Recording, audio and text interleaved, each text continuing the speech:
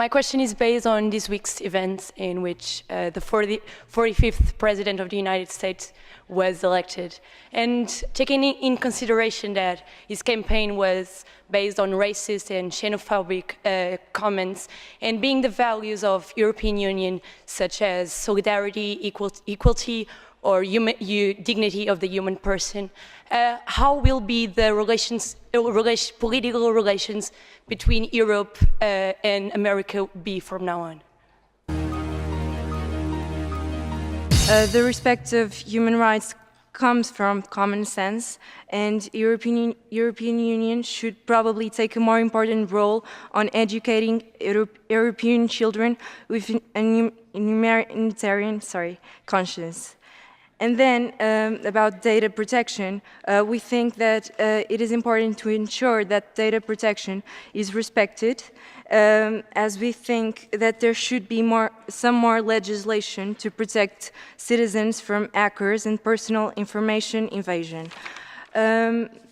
Last, I want to say that there wasn't, however, a lot of agreement on the main question to the restriction of human rights when security is at stake, because of the confusions on the definitions of important concepts and on the comparison importance of different human rights. So probably children should be encouraged on debating the issue and being informed about it. So once more, education is at stake. So our main focus was on educating and the children, the European children, and probably European Union should pay more attention to education throughout the state members.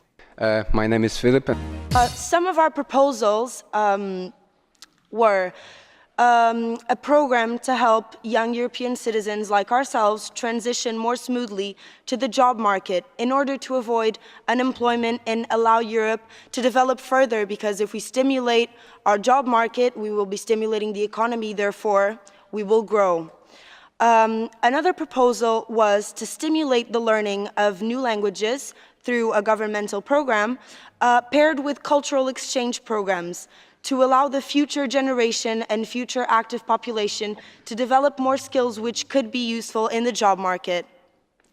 And last, we developed a concept of a Junior European Council, which consists of a European Union project to raise consciousness and awareness to political issues and matters. What we want to do with this project is create a more aware Europe. It would raise awareness and fight for our future.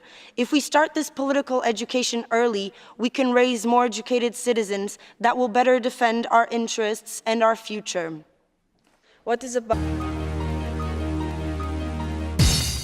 In order to find a solution for this crisis that is so delicate, we suggested that a legislative specification should be done in order to make the asylum process faster and to make the process flow and not to overload the border countries.